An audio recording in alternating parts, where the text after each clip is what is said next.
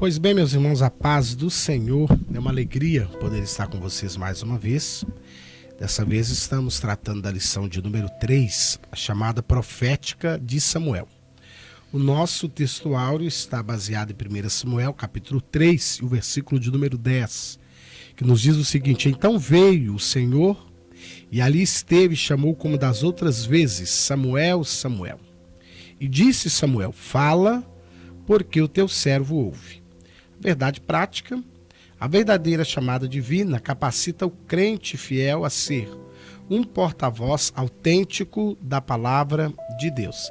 A nossa leitura bíblica em classe está baseada em 1 Samuel, capítulo 3, do versículo de número 1 ao versículo de número 10. Queridos irmãos, hoje nós trataremos sobre a chamada, profética de Samuel. Dessa feita nós vamos aprender uns com os outros aqui sobre definição de quem era ou do que era um profeta, para aquela época, para aquele povo, para aquele momento da nação de Israel.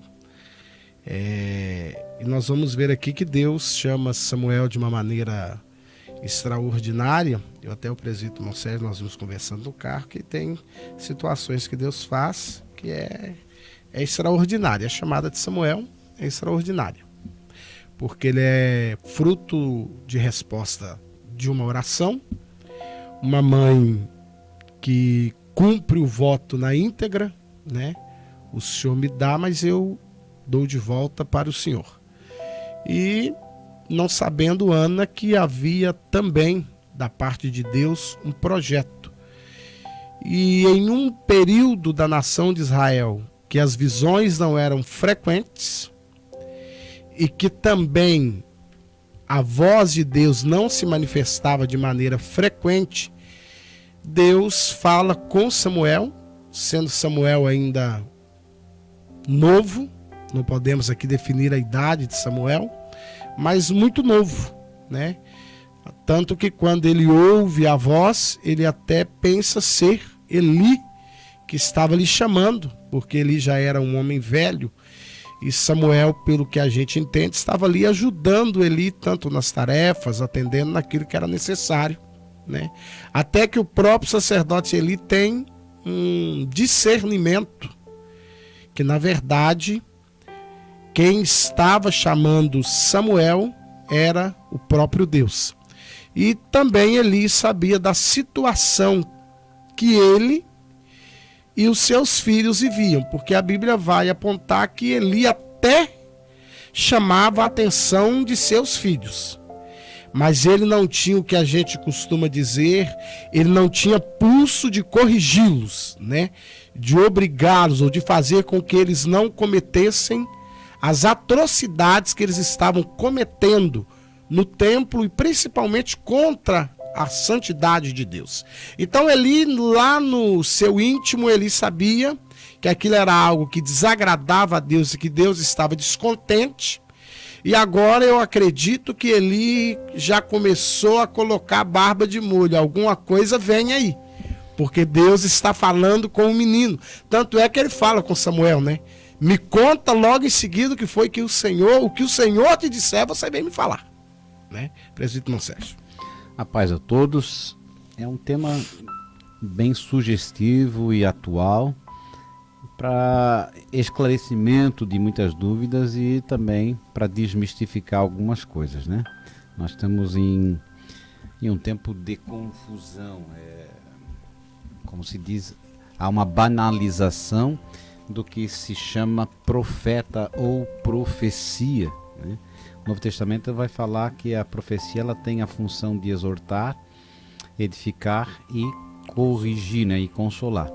Então, quando nós olhamos aqui a definição, os profetas, é uma época em que não há ainda o cânon, as escrituras sagradas não haviam sido, no caso, catalogadas, não havia nenhum escrito, a lei de Deus ainda se baseava mais naquilo que Moisés havia escrito. Então nós vamos ter a definição de profeta como alguém que recebe uma revelação de Deus, uma mensagem proveniente do Senhor, geralmente intitulada Assim Diz o Senhor, né? Trazendo em muitos casos o juízo pela desobediência dos dirigentes do povo, né? Voltada geralmente para os reis. No caso aqui não havia rei na época, estava num período de transição, saindo dos juízes, né? Do período de juízes, e agora adentrando na solicitação do povo de Deus para uma monarquia baseada na teocracia, como Deus, no caso, sendo aquele que julgaria eles que estavam querendo passar para a monarquia teocrática. Mas o profeta é aquela pessoa que recebia uma mensagem, não para a troca de uma carroça nova ou aquisição de um pedaço de terra, não para saber se deveria vender ou comprar, ou se tinha alguma coisa dessa natureza, né? As pessoas não costumavam ir aos profetas, os profetas iam até os locais. E há vários tipos de profetas. Há os profetas que residiam junto com os reis depois, trabalhando como conselheiros, como é o caso de Davi, que recebe Natã, né? Que Natã já está dentro do templo, e aí vai trazendo uma mensagem profética em forma de parábola ou de uma metáfora para trazer a mensagem alegórica para que Davi entenda, compreenda, né? Há outro caso como Isaías, que está dentro do templo, mas existem os profetas que são estranhos a isso, como é o caso de Elias e Eliseu, né? Elias é uma figura do profeta mais já para o reinado do norte, não para o reinado do sul, né? Então lá ele aparece, some, e são os profetas que mais operam milagres, né? A ressurreição, a multiplicação de azeite, e há uma forma extraordinária da manifestação divina na figura desses profetas. E eles também são um tipo, né, um arquétipo do que iria acontecer no futuro, como Elias figurando o próprio João, né, Batista, sendo aquele que abria o caminho para o Senhor. Então há profetas que foram chamados com o objetivo de escrever, né, as profecias, e outros só de pronunciarem. Há profetas anônimos, que nós não temos o nome, né, no Velho Testamento, e o interessante é justamente esse fato, que eles talvez não tinham ciência que as suas profecias ou seus escritos passariam a ser os escritos de Deus e seriam as medidas orientativas para o povo de Israel. Toda essa denúncia, hoje você lê um livro de Malaquias, é um profeta que denuncia o problema dentro da hierarquia, dentro do sacerdócio. Você pega o Isaías, é alguém que vai também pronunciar juízo não só para Israel, mas para as nações vizinhas, né? Você vai ver um profeta Jonas indo ao encontro de uma nação pagã, ímpia, levando a mensagem de juízo. É natural você ver os profetas profetizarem contra Israel, contra Judá. Agora, contra nações ímpias, é um caso à parte, né? Então é interessante notar que a figura do profeta, ela é uma figura que recebe uma mensagem divina, chamado de um oráculo do Senhor, oráculo de Deus, aquele que tem a mensagem, mas não na figura de alguém que vai de porta em porta ou recebe na sua casa como um adivinho, né? Para dizer aquilo que deve ser feito ou não feito, ou o que aconteceu, como tem o caso dos cartomantes ou do caso dos espíritas, que recebe espíritos lá para transmitir. É o que Saul tenta fazer quando não obtém o aval de Deus. Ele vai e recorre a esse misticismo. Então nós temos o caso também de aquele da vinha de Nabote, o marido Acabe, né, que é a mulher de Acabe, ela vai, como se diz, disfarçada, né, para a casa do profeta, e o profeta, antes que abra a porta, ele já disse: entra a mulher de Jeroboão, né?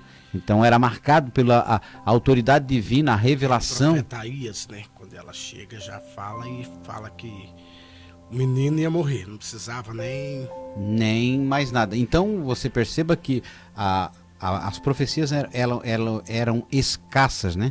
Elas não eram banalizadas, elas não eram... o profeta recebia às vezes uma mensagem na vida, Ou várias mensagens, mas não toda semana uma mensagem. Era conforme Deus queria e com aquela autoridade que era imposta, porque vinha no final da mensagem, assim diz o Senhor.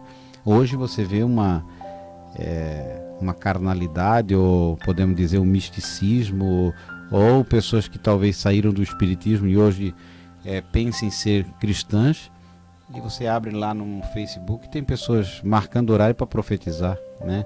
E profetizam para pessoas que nem estão presentes, estão, sei lá, distante, e vão dizendo nomes aleatórios, né?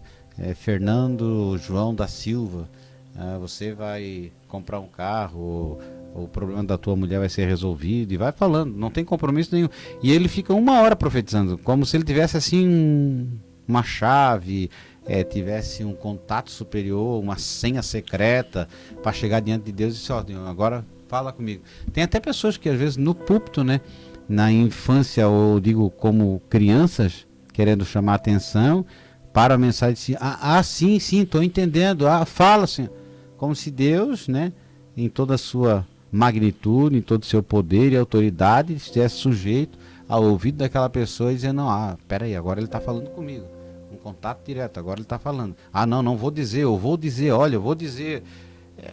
As coisas de Deus são sagradas, são santas, não são coisas para se manipular ou tentar ganhar notoriedade pelo fato de você ser usado por Deus, né? E é interessante, irmãos, nós aí estamos encerrando esse primeiro tópico, que nós precisamos refutar de maneira ousada a banalização. O que ocorre não é que Deus não está falando, Deus fala. Agora, banalizar, esse está sendo o nosso erro. Você não pode ser cético. Não, porque daí você fica incrédulo, né? Mas você também não pode acreditar que de repente, eu sou muito incrédulo daí, que a mesma pessoa vai entregar 30, 40 mensagens. É uma coisa muito complicada, irmãos. Nós estamos aqui nem fazendo julgamento, é claro, mas trazendo os irmãos a pensar de acordo com o que a Bíblia ensina. Porque nós precisamos até procurar conhecer a Sagrada Escritura, até para que quando alguém entregue uma mensagem profética, essa mensagem não ultrapasse o que diz a Escritura. Se ela ultrapassar, ela já não é de Deus. Hebreus vai mencionar que, havendo Deus antigamente falado aos pais pelos profetas, nós, nesses últimos dias, tem revelado, né, através do seu Filho. Quer dizer, e João vai dizer que o verbo era o Filho. A encarnação, a humanização, quer dizer, é o Deus que ensina como devemos ser como humanos. Então ele é o verbo. Então, se você tem a palavra como a revelação e se você tem a palavra como a orientação da sua vida, deveria gastar mais tempo buscando compreender pelo Espírito Santo o que a Bíblia já tem a respeito de Deus para você e para mim. Que é interessante, né, Presbítero Sérgio, você professor, você que nos acompanha, que do Gênesis ao Apocalipse nós vamos achar conselhos, sim, nós vamos achar Deus falando, nós vamos encontrar Deus falando, e são conselhos que, se nós conseguirmos, é claro, colocá-los em prática, a nossa vida será abençoada. Então a Bíblia está aí para isso. Então, até acredito que não tenha como você não ser abençoado pelo fato de você ser filho de Deus. Você já possui a bênção dele, né? Na realidade você foi um eleito, um escolhido, um agraciado, a graça veio sobre a sua vida, então você é amado por Deus. É claro que a Bíblia vai mencionar tudo aquilo que são promessas para nós, conselhos, advertências, e estará escrito na sua palavra. Agora é muito mais fácil às vezes a pessoa imputar isso a um terceiro para que a pessoa venha lhe aconselhar. E essa pessoa, por vezes, não tem nada para lhe aconselhar e ela se vê na obrigação de lhe dizer alguma coisa. Quer dizer, nós devemos buscar o espírito de discernimento para a compreensão nossa perfeita do que é a palavra de Deus. Se você olhar lá, o que nós precisamos fazer para agradar a Deus, né? A Bíblia diz que nós temos que ter fé. Eu não preciso ouvir mais nada. A Bíblia já diz, sem fé é impossível agradar a Deus. Isso já está. Então, quando você tem a palavra de Deus em você, que é a presença de Deus, de Jesus Cristo no seu coração, você vai transmitir aquilo que você tem através do conhecimento da palavra. Então, a sua boca passa a ser a boca de Deus. A sua vida passa a ser o exemplo de Cristo. Então, nós temos a palavra. Até o próprio Pedro, né, chegou a dizer, quando o negócio ficou meio quente, e um vai para um lado, outro vai para o outro, e Jesus olha para ele e Pedro, o que tu diz? Queres ir embora? O que Pedro diz? Não, Senhor, não posso, só tu tens a palavra de vida eterna. Então, irmãos, estamos aí encerrando esse primeiro tópico. Segundo tópico, nós vamos aí o desenvolvimento do ministério, né, de Samuel. O primeiro subtópico começa com o crescimento profético de Samuel. Então, Samuel, nós já fica repetitivo, mas é a questão, ele é levado para ser criado por Eli, né? Ali no templo, ali na casa de Eli, ele é levado para esse propósito, né? Para cumprimento de um voto. E nós vamos ver que a formação profética de Samuel dá-se na questão de que ele, estando com Eli, ele começa a aprender, porque nós nem podemos dizer que Eli não era um homem de Deus, porque quando na hora a palavra de Deus estava na boca dele, que ele disse para Ana, o Senhor conceda conforme o desejo do teu coração. Ele foi escolhido por Deus, né? E ele também foi escolhido por Deus. O que ele não teve foi o controle sobre os filhos, sua idade, e também talvez aquele pai permissivo, né? Mas nós vamos ver que Samuel procura aprender com ele. Aí nós vamos encontrar algo que é necessário para a atualidade. Pessoa aceita Jesus hoje, semana que vem ele é pastor, na outra semana ele já tem até uma igreja para ele. Sem um aprendizado, sem um mentor, sem ouvir experiências de ninguém, e está sendo o porquê de muitos ventos de doutrina, muitas coisas falsas vão chegando até nós como verdadeiras, porque não aprendeu com ninguém, não acompanhou ninguém. Nós vamos ver aqui que Samuel ele cresce acompanhando ali, observando, aprendendo a palavra de Deus, aprendendo até mesmo como comportar. É uma questão muito, assim, como vamos dizer, clássica ou natural. A observação, como foi falado, é fundamental. E quando você tem alguém que o dirige e o instrui, você segue o caminho que já foi trilhado, por experiência, né? É o caso de Josué junto a Moisés. Quer dizer, ele segue o caminho de Moisés, aos pés de Moisés, ele sempre está na tenda com Moisés, e então ele vai observando, vai fazendo, vai seguindo o modelo. Interessante, presidente Monserrat, que o próprio Deus depois vai falar com Josué. Assim como fui com Moisés, servo Moisés, assim eu vou ser com você também. Claro. Então é interessante essa questão aí. É a questão toda do partilhar, do discipular, do ensinar. E aí vem uma questão que para nós é fundamental, que é a maturidade. Eu acho que o apóstolo Paulo, ele recomenda que não se devam colocar pessoas diante de trabalhos que sejam neófitas, quer dizer, pessoas que têm pouca experiência, pouco conhecimento. É o típico camarada que vai te dar uma aula sobre casamento, mas não tem nenhum filho, né? Ele não sabe o que é passar por essa dificuldade. O camarada nunca teve uma liderança e te explica o que é liderar. Nunca vendeu nada e te explica quais são as técnicas de venda. E aí quando você coloca ele para fazer a prática, ele não tem, ele tem a teoria. Então a teoria é fundamental, mas acompanhada com a prática. Eu diria que a prática ela traz junto a teoria. Então aprender, né? Até nós usamos um termo errado, dizemos o aluno, né? O aluno quer dizer aquele que não tem luz. E isso é um conceito que já caiu por terra. Daquilo que a pessoa vem sem nada de conhecimento. Todo mundo sempre traz alguma coisa de conhecimento. que vem aprendendo com a observação dos pais, dos que estão ao seu lado. Então, para aprender, pastor Luciano, o senhor, por exemplo, quantos cursos fez? Quantas mensagens já pregou? Quantas vezes já errou? Quantas vezes já ouviu? Então, o senhor vai acumulando experiências e conhecimento. Eu, por exemplo, dirijo uma média de 50, 40 mil quilômetros por ano de carro. Então, eu tenho muito mais experiência do que pessoas que andam 5 mil quilômetros por ano. Então, quer dizer, porque todo dia eu estou lidando com situações que já ocorreram várias vezes. Então, por experiência, eu sei o que estou antecipando. Não que eu não vá errar, mas uma pessoa que já está acostumada a arrumar, por exemplo, computadores, quando ele vê um defeito, ele mais ou menos já sabe o que é. Então, porque já se repetem várias vezes. Então, quando nós vamos tratar de liderança, aqui Samuel aprende, não só com Eli, mas com os outros sacerdotes, com todos os levitas, o que era uma vida de dedicação a Deus. E para se formar demora tempo.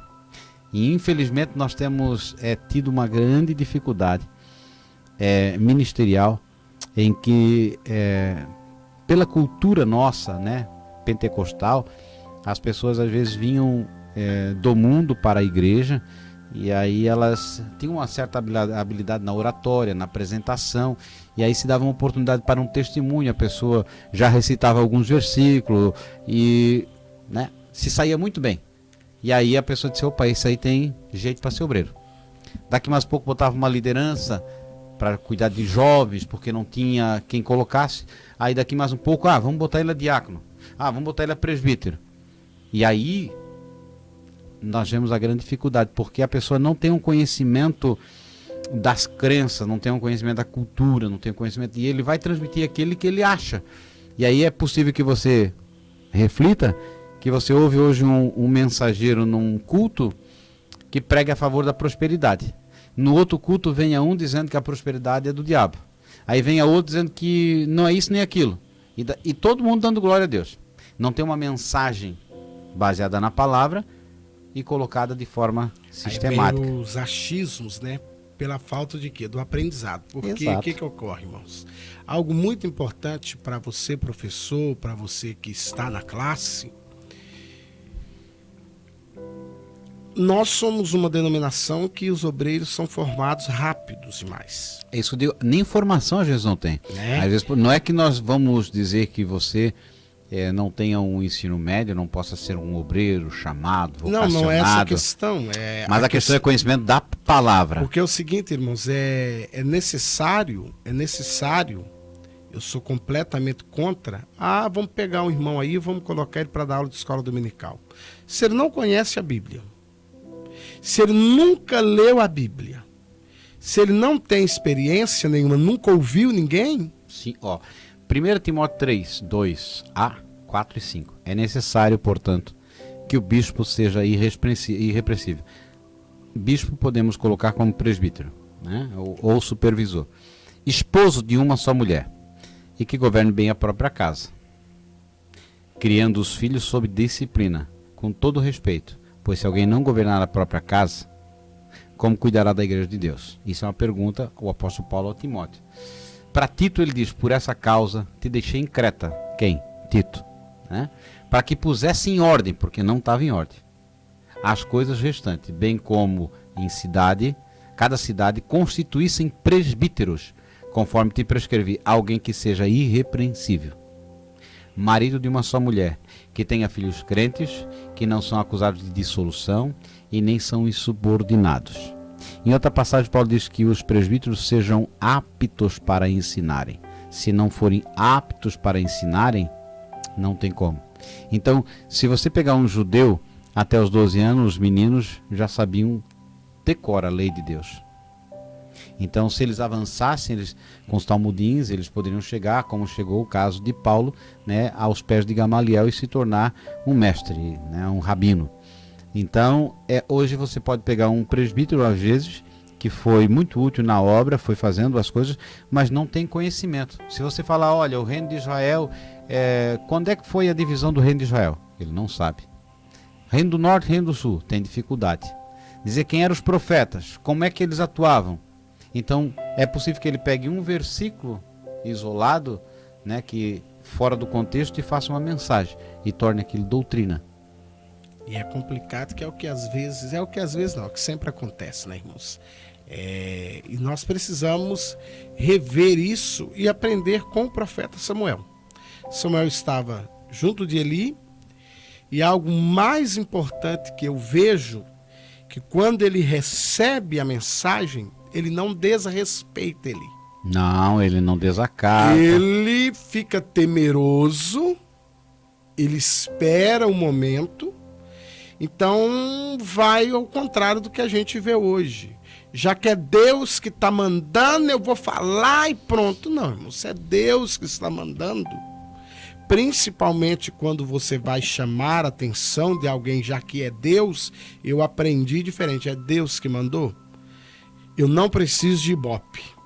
Não preciso que ninguém me reconheça como alguém que tenha algo de Deus. Isso, nós temos que cortar isso, porque o que leva as pessoas a quererem profetizar no meio do povo é justamente a pessoa que quer ter um ibope, né?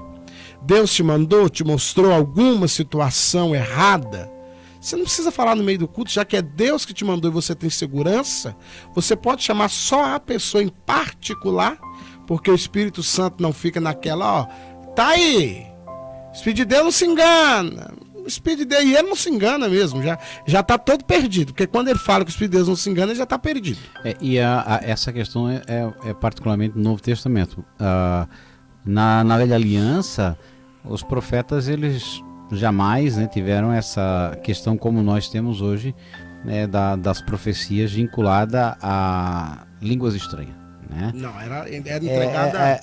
A mensagem era assim, olhava assim, ó, pastor Luciano, Deus manda te avisar que o teu caminho não está correto, ou está correto, tem se agradado e você precisa mudar isso e aquilo. Pronto, acabou, vira as costas, vai embora. Até tem um caso do profeta que Deus disse, vai, ó, vaza. Aí vem um profeta velho e disse, vem cá comer comigo. E ele acaba morrendo, comido pelo leão, né? Nem, só por aí você imagina. Agora, essa, para nós fechando aqui, é a que eu acho de suma importância. Devemos aprender com os mais velhos. Os mais velhos devem ter o que nos ensinar. Isso é importantíssimo. Não servir de escândalo, né? As pessoas que são mais idôneas, que são de mais idade, que já passaram pelo caminho, elas devem ter o cuidado de trazer sempre ensinamentos para os seus. Isso é importante. Não desestimular, não trancar, não fazer, no caso... agir com ciúme, né? Como se estivesse querendo tomar meu lugar ou algo desse gênero, né? Mas ter aquela paciência de ensinar. E também reconhecer que, dependendo do assunto, ele não tem domínio e ele não querer, então, ensinar. Isso é muito importante. E você que é novo, deve sempre ter o cuidado de saber que aquela pessoa, ela é digna de respeito. Porque nem nós não somos obrigados a saber todas as coisas. Nunca saberemos. Não saberemos. E quando a pessoa não tem conhecimento, você que tem que ter humildade, porque o conhecimento, ele traz humildade, não soberba. Isso é interessante, porque ante a honra vai o quê? Precede a humildade. Então é interessante que você tem que ter um conhecimento não para diminuir pessoas. Não. Você tem que ter conhecimento para abençoar, para ajudar, para ensinar, mas no momento certo, de maneira a não ofender, porque nós temos que ter em mente que nós, hoje eu mais o presbítero Monserrat, estamos aqui no estúdio, uma estrutura, mas há mais de 60 anos alguém plantou. Você pode chegar assim, vamos jogar a criança junto com a água da bacia, não. Esses irmãos que foram mais simples, que muitas vezes erraram, que falaram coisas que estavam fora, mas eram pessoas que serviam a Deus, estavam fazendo a sua maior sinceridade. E tem que ser honrado essas pessoas. Então, mesmo ainda hoje, nós temos que tratar com respeito os mais velhos. Porque nós chegamos até aqui por causa deles. Claro. Que é isso? Não, nós chegamos por causa deles.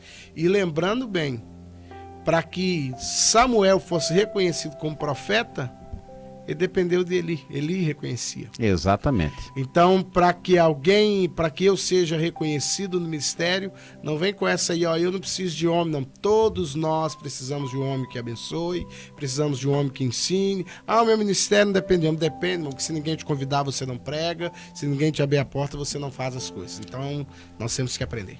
Nós vamos então para o último tópico, que vai falar sobre o ministério profético na atualidade. Então, a figura do profeta no tempo de Israel é uma coisa, e no tempo dos gentios será outra, né?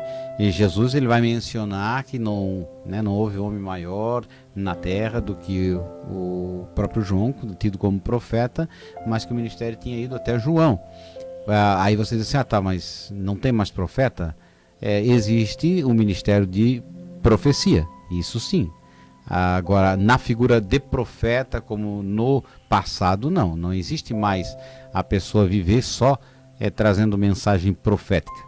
O que nós temos hoje como uma forma de profecia é a exposição da palavra, uma das formas, né? A exposição da palavra de Deus com responsabilidade é uma profecia. Por isso quando Paulo fala, né, aos Efésios, que Deus mesmo deu para pastores, mestres, profetas, esses profetas aqui que Paulo menciona, é aquele que ensina a palavra, é aquele que prega, esse é o verdadeiro profeta.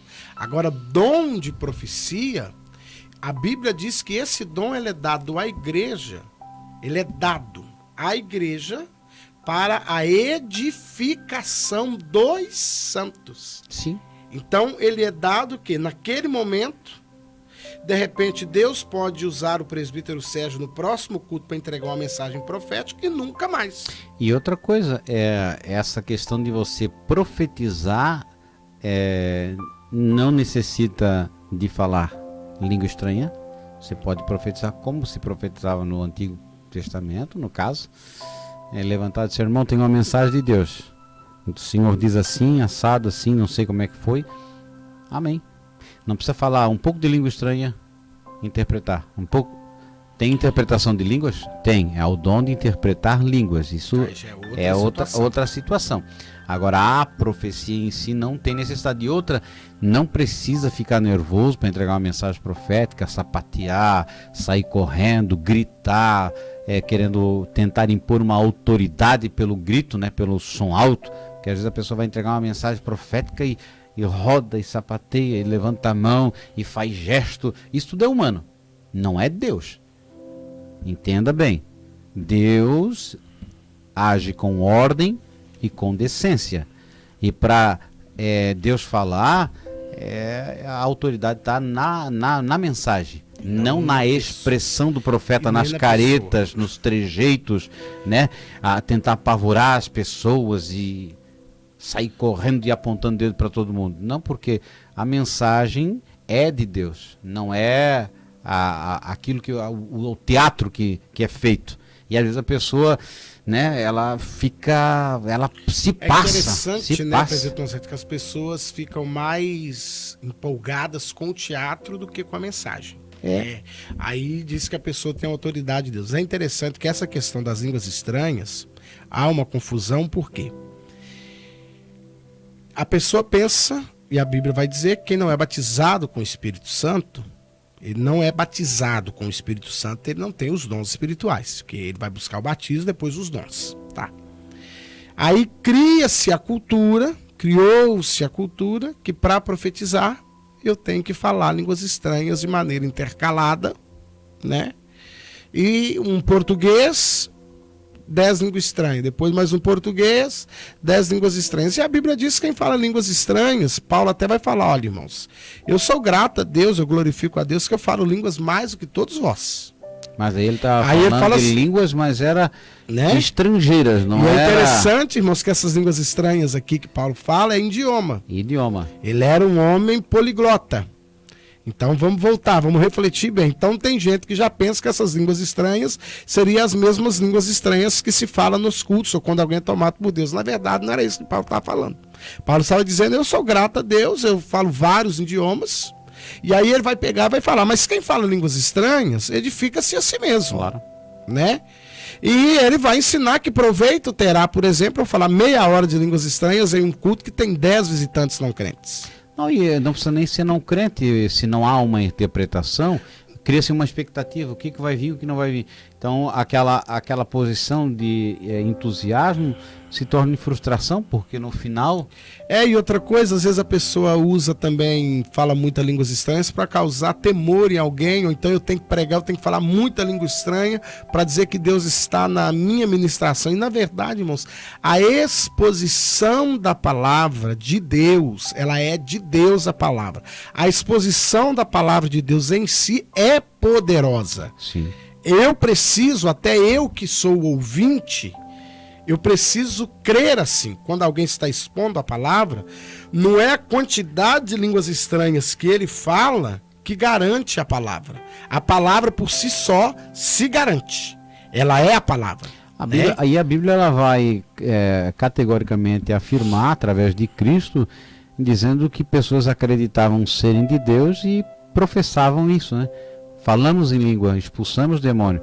Nada disso caracteriza uma união com Cristo. E, na verdade, Jesus vai dizer o seguinte, olha, apartai-os de mim, maldito, para o fogo eterno, porque eu não conheço, nem sei quem você é. A questão de você falar ou deixar de falar, isso é graça, sei lá, misericórdia, ou às vezes a língua é estranha mesmo, né? Ela nem é de Deus.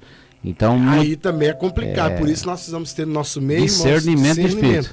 E é interessante que essa formação de Samuel vai trazer, então, prevenção para tudo isso, porque quando ele se dirige a Eli para entregar a mensagem de Deus, ele entrega essa mensagem de Deus com muito respeito, ele entrega temeroso, ele não entrega assim naquela empolgação, naquele grito, e também não desprezando o ministério de Eli, de maneira nenhuma ele despreza o ministério de Eli, que surge um personagem, até que Samuel assume o lugar de profeta, surge outro logo após Eli, Zadok, né?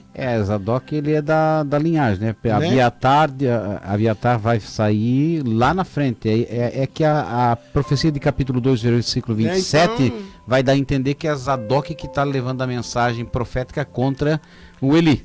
Então é interessante que nós vamos ver que já não é de imediato que Samuel assume. Não, Samuel vai falecer para depois... Eli vai falecer, Samuel não, Eli vai falecer. Depois vinha o profeta Samuel, que aí já estava experiente em duas situações. Em como agir e em como não cometer os mesmos erros que os filhos de Eli cometeram.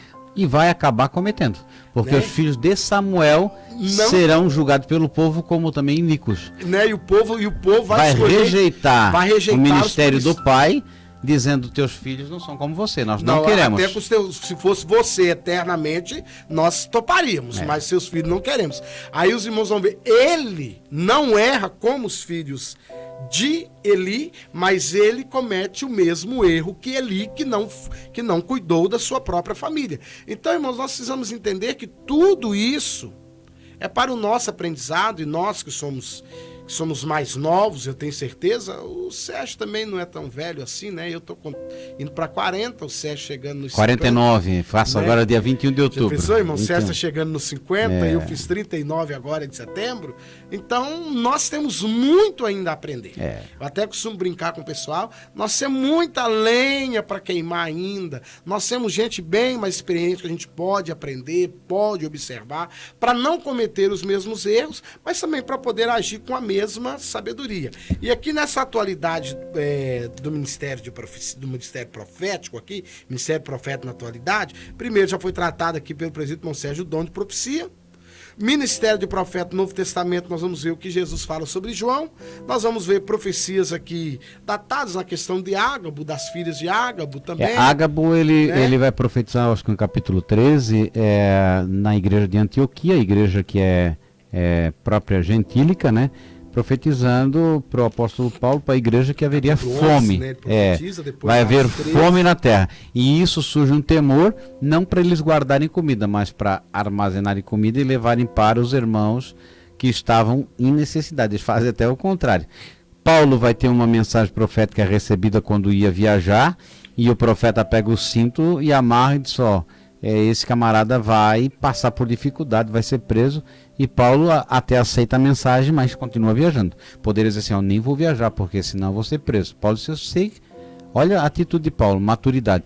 Eu já recebi essa mensagem quando eu no caminho de Damasco tive a revelação do profeta que chegou e disse, olha, Ananias, né, chegou. Importa, esse para mim é um vaso de honra, mas importa que ele sofra. Padeça.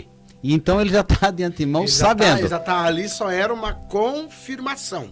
Mas a pessoa poderia dizer assim, não vou viajar porque vai ter um acidente.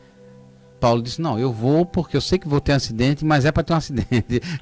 Parece até meio incoerente, mas... e depois ele vai passar por uma situação na questão do naufrágio, né? O que Paulo vai dizer? Fica tranquilo, o barco vai afundar. Mas nenhuma vida... vai se perder. Vai se perder. Mas nós temos que se esforçar junto, temos que aliviar o barco, temos que lutar até o fim. Todo mundo junto. Então, quer dizer, também ali era uma mensagem profética. Claro. Né? Então, irmãos, nós precisamos entender que na atualidade, eu até... dizendo aos irmãos, eu continuo crendo que Deus usa pessoas com dom de profecia, continuo crendo que tem aquele que é um profeta que prega a palavra, expõe a palavra de maneira a trazer entendimento e temor de Deus à igreja, e também dizendo aos irmãos que Deus usa pessoas, mas dizendo para nós, eu vim até dizendo ao presbítero Mão Sérgio no caminho, quando vimos conversando, o que ocorre é que às vezes temos uma necessidade, um problema para resolver, não sabemos como, não temos o conhecimento da palavra ou do assunto em si, e a gente vai procurar alguém para orar e na expectativa de que Deus vai usar aquela pessoa para me dar um direcionamento. Aí, irmãos, o verdadeiro cristão nem precisaria disso, porque o Salmo 119 já está me dizendo direcionamento, já me dá no versículo 105, lâmpada para os meus pés e luz para os meus caminhos é a tua palavra. É que as pessoas, elas acreditam que há pessoas que têm chaves, né? Que tem são mais amizade com Deus. Eu vou dizer o que o presbítero Mão Sérgio diz, né? Para essa pessoa ter uma senha, até que Deus parece antigamente, né, irmãos? As pessoas tinham assim, tinha uma pessoa muito importante, então ele tinha um telefone de cabeceira, né? Que nem todos tinham. Tinha o telefone da residência ou do escritório, mas tinha aquele telefone de cabeceira, que pouquíssimos tinham. Então tem alguém que parece que ele tem o telefone lá do trono, assim, que aquele só Deus atende. E, irmãos, é estranho. É porque se você não der atenção à palavra, você vai viver enganado. Eu não vejo como é possível uma pessoa ir por um Face da vida e marcar um horário para ficar profetizando, gente. Isso é de uma assim, não sei nem o que eu vou dizer para não pecar, mas assim é de uma coisa tão estranha, irmãos, achar que nós temos um horário marcado com Deus. Eu não vou pecar. Ou vai subir num morro lá no monte, aí ali vai ver um monte de relva brilhando e aí vai começar. Gente, isso aí é mais misticismo, mais espiritismo do que evangelização de vidas. Coisa, irmãos, isso eu vou dizer aos irmãos com muita precisão, não passa de infantilidade, não passa também, irmãos, de pessoas que quando você acessa bem e descobre bem quem é a pessoa vive daquilo e no finalzinho das profecias, a pessoa tem lá uma conta bancária para você ajudá-lo no ministério. Até tem uma aí, né? Eu recebi esses dias que 1 hora de oração... não, isso não deve ser verdade. Isso ali deve ser uma piada. Ô, irmãos, eu prefiro, eu não vou... Eu até tentei pegar o telefone, mas eu não tive nem coragem de ligar, porque eu falei, vai lá que cola, né? Misericórdia. Mas não para os irmãos ver ao ponto que está chegando as coisas. Mas porque banalizar e não tem... e não tem um desejo de realmente aprender a palavra. Se você tem conhecimento da palavra, Cristo habita em você, o Espírito Santo te consola, você tem comunhão com Ele, a ponto de ter intimidade no seu quarto, de falar com Deus, quando você caminha, sentir a presença do Espírito Santo, Se vir profecia, amém. Se não vir profecia, já está com você a mensagem. Então, no Novo Testamento, vamos ter casos, sim. As filhas de Filipe profetizam, tem mensagens proféticas, né? O próprio Paulo profetiza, e assim nós vamos ver. Mas, como se tem feito hoje, casas de profeta, isso não tem nada a ver, é mais confusão do que... E geralmente as pessoas não vão para orar, as pessoas só vão para receber mensagem. Quer dizer, o objetivo dela não é ouvir, ter intimidade com Deus, é receber alguma coisa. E geralmente o que eles vão ouvir é o que ela já sabe, né? Então, que eu e você estejamos firmados na palavra do Senhor, dispensemos tempo para a meditação da palavra e procuremos viver a palavra, dia a dia. Que as pessoas possam esperar em nós uma mensagem de Deus. E para ter mensagem de Deus, você tem que ter conhecimento da palavra. No passado, uma das coisas que era mais valorizada era o discernimento, que trazia... O próprio Salomão não pede sabedoria a Deus, pede um coração compreensivo para que ele possa aconselhar as pessoas. Ele tinha que entender o que ele ouvia, a compreensão. Ele chega e fala assim, eu preciso saber entrar Isso aí. e sair do meio desse povo, porque o povo é teu. Como é que eu vou entrar e sair no meio desse povo que meu pai governou aí 40 anos? Como? Então, irmãos, é o seguinte, só para concluir que nós não precisamos da profecia para nos garantir qualquer bênção, o dia que você estiver bem atribulado, você só lê João capítulo 15, versículo 7. Não citou. Se vós permanecerdes em mim e as minhas palavras permanecerem em vós, pedireis o que quiserdes e vos será feito, e nisto é glorificado meu Pai. Aí tem um adendo para nós, tá? E nisto é glorificado meu Pai, não o profeta, que deis muito fruto, e assim sereis meus discípulos. Amém. Glória ao Senhor. Irmãos, nós estamos garantidos até o arrebatamento. Tem bênção para nós aí à vontade até o arrebatamento. Porque se nós permanecermos na palavra do Senhor. Irmãos, que Deus os abençoe, né? Dê o seu like, compartilhe, né? Nos ajude nesse ministério. Nossa intenção jamais é ficarmos aí reconhecidos, não é essa a intenção, mas é trazer um subsídio para a escola dominical e fazer de maneira que você possa entender a lição melhor e possa também poder passar com mais clareza aos seus alunos aí no domingo pela manhã. Que Deus os abençoe em nome de Jesus.